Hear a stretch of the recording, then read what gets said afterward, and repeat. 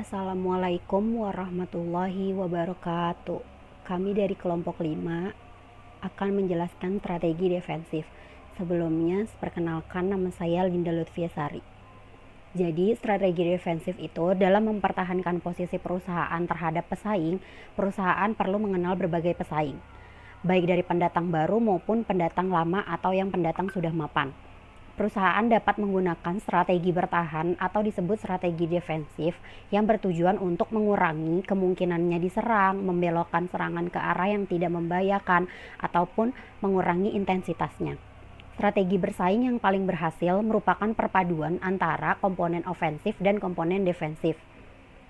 Strategi defensif pada dasarnya mempengaruhi proses pengambilan keputusan pesaing, sehingga dari sudut pandang penantang, setiap serangan kepada perusahaan tidak akan menguntungkan bagi mereka. Hal ini dilakukan dengan mengurangi perangsang bagi pesaing untuk menyerang perusahaan atau membangun hambatan masuk ataupun membangun hambatan mobilitas sehingga serangan akan sulit dilakukan. Selanjutnya, ada proses memasuki dan reposisi industri. Yang pertama, ada persiapan masuk atau pre-entry yang merupakan periode yang berlangsung sebelum pendatang mulai memasuki suatu industri. Yang kedua, periode memasuki industri atau entering, ditandai dengan investasi pada pendatang baru dalam membangun suatu posisi pada suatu industri. Yang ketiga, ada sequencing, merupakan periode di mana strategi pendatang baru berubah dari strategi persiapan masuk ke strategi sasaran, berjangka cukup panjang. Periode ini tidak terjadi pada setiap entry, namun mencerminkan sequence entry strategi. Yang keempat atau yang terakhir ada post-entry, adalah periode setelah pesaing memasuki industri. Pada tahap ini, investasi telah bergeser pada pemeliharaan atau pertahanan posisi dalam industri strategi defensif yang bertujuan untuk mempengaruhi perhitungan penantang tentang keuntungan yang dapat diharapkan dari strategi masuk atau perbaikan posisi, sehingga penantang berkesimpulan bahwa rencana tindakannya tidak layak atau condong pada strategi yang tidak berbahaya.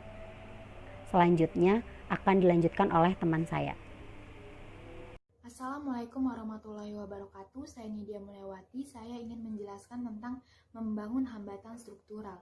Taktik defensif yang menimbulkan hambatan struktural adalah dengan menutup jalan yang mungkin dipakai penantang untuk menyerang.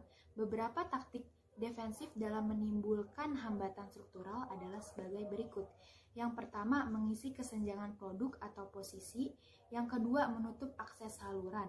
Perusahaan mempersulit penantang untuk mencapai saluran distribusi, berarti perusahaan telah membangun hambatan struktural yang besar. Yang ketiga, menimbulkan biaya peralihan pembeli atau buyer switching cost. Perusahaan bertahan dapat menimbulkan hambatan dengan menimbulkan switching cost pada pembeli, misalnya layanan pelatihan cuma-cuma atau murah. Yang keempat, meningkatkan biaya percobaan produk. Perusahaan penantang akan menghadapi masalah bila menggunakan biaya yang besar untuk membuat pembeli mencoba produknya. Yang kelima, meningkatkan skala ekonomi secara defensif. Peningkatan ini menimbulkan hambatan karena meningkatkan biaya dan investasi. Selanjutnya, saya akan menjelaskan tentang evaluasi teknik defensif. Semua taktik defensif yang diuraikan sangat berbeda dengan karakteristiknya dan kesesuaiannya dengan perusahaan. Perusahaan harus menentukan taktik yang efektif bagi industrinya dengan melihat para penantang potensial yang dihadapinya. Beberapa tolak ukur penting yang dapat dipakai dalam menilai taktik defensif adalah sebagai berikut. Yang pertama, manfaat bagi pembeli. Perusahaan harus memperhatikan dampak taktik defensif terhadap pembelinya. Pembeli tidak boleh merasa dirugikan oleh perusahaan. Yang kedua, asimetri biaya efektivitas taktik defensif. Bergantung pada asimetri antar biaya taktik bagi perusahaan dengan biaya yang harus ditanggung penantang. Asimetri biaya timbul karena perbedaan posisi perusahaan dengan penantang. Dalam hal ini, terdapat biaya, skala, lokasi, atau keterkaitan industri. Dan hal ini menimbulkan 3 pertanyaan, yaitu apakah taktik itu dapat diarahkan pada jalan yang cenderung dipakai untuk serangan penantang, atau apakah taktik itu bersifat lebih umum. Oleh karena itu, asimetri biaya taktik defensif tergantung pada penantang spesifik yang dihadapi. Dan Daya tahan akibat perusahaan sebaiknya memilih taktik defensif yang berdampak lama sehingga dapat menekankan biaya taktik defensif. Yang ketiga, kejelasan pesan. Perusahaan perlu memilih taktik defensif yang berimplikasi akan terbaca atau dipahami oleh penantang profesional. Yang keempat, kredibilitas. Perusahaan harus memiliki taktik defensif yang dapat dipercaya. Taktik yang dapat meningkatkan hambatan akan memiliki kredibilitas bila penantang melihat sebagai bentuk persaingan permanen atau berjangka panjang. Yang kelima, dampak pada tujuan pesaing. Perusahaan harus mengambil taktik defensif yang dapat diukur pada tujuan tertentu. Yang keenam, akibat struktural lainnya. Perusahaan harus memilih taktik defensif yang memiliki pengaruh positif atau netral pada unsur struktur industri lainnya dan mengesampingkan taktik yang merusak struktur industri. Terima kasih. Selanjutnya akan dilanjutkan oleh Gina. Assalamualaikum warahmatullahi wabarakatuh. Saya Meli Ginawati akan membacakan jenis strategi defensif. Jenis strategi defensif dapat dibagi dalam dua bagian, yaitu strategi menangkis dan strategi tanggapan. Yang pertama yaitu A. Strategi menangkis atau deterrence. Gagasan ini bertujuan mencegah jangan sampai penantang mulai suatu tindakan atau membuat tindakan mereka menjadi kurang membahayakan. Biaya untuk menangkis seringkali lebih rendah daripada biaya melawan setelah tantangannya muncul. Namun, perusahaan tidak dapat menghalangi tantangan selain memahami sifat ancaman.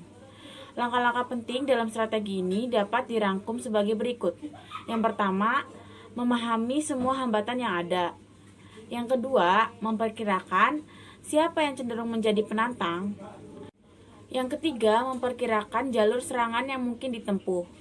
Yang keempat, memilih taktik defensif untuk menutup jalur serangan yang mungkin dipakai. Yang kelima, mengelola citra perusahaan sebagai benteng pertahanan yang kokoh. Yang keenam, yaitu menentukan harapan laba yang realistis. Yang kedua, yaitu B. Strategi menanggapi atau respon. Strategi ini merupakan reaksi perusahaan terhadap setiap tantangan yang muncul. Strategi ini berusaha menurunkan sasaran tindakan yang telah diambil penantang atau membuat penantang menghentikan tindakan sama sekali. Beberapa asas penting yang dapat dipakai sebagai pedoman dalam strategi ini adalah sebagai berikut. Yang pertama, yaitu memberi tanggapan sedini mungkin, karena hambatan keluar dan komitmen perusahaan penantang akan tumbuh setelah mereka mencapai sasaran dan melakukan investasi. Yang kedua, melakukan investasi untuk menemukan gerakan nyata perusahaan pesaing sedini mungkin. Yang ketiga, memberikan tanggapan sesuai dengan alasan menyerang. Yang keempat, beralih serangan penantang dan mencoba menghentikannya. Yang kelima, menghadapi setiap penantang dengan serius dan menganalisis motivasi dan kemampuan setiap penantang. Dan yang keenam, menganggap ini sebagai cara memperoleh posisi dalam persaingan. Contoh dalam strategi defensif yaitu yang pertama yaitu contoh penghematan atau penciutan, bisa disebut retrenchment. Dalam hal ini ada PT-PT yang berpengaruh, yaitu PT Dirgantara Indonesia telah mem-PHK-kan sekitar 9.643 karyawannya, dan perusahaan garmen di Cilincing PT Mollax Internasional yang sudah mem-PHK 1.282 karyawan dari 2.564 karyawannya pada tahun 2009 ini.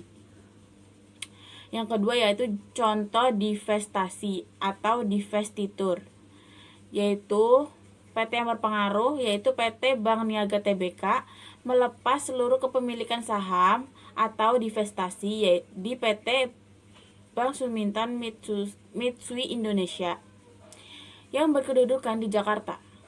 PT Indonesia menginvestasikan anak perusahaannya, PT Pramindo Ikat Nusantara yang memiliki buku sebesar 162 miliar. Contoh yang ketiga yaitu likuidasi atau liquidation. Perusahaan yang berpengaruh yaitu Bank IV dilikuidasi oleh Bank Indonesia, yaitu PT Asimas Flat Glass melakukan likuidasi terhadap anak perusahaannya, yaitu Glavermas Mirror Pte Ltd. Sekian dari kelompok kami. Bila ada salah kata, mohon maaf. Wassalamualaikum warahmatullahi wabarakatuh.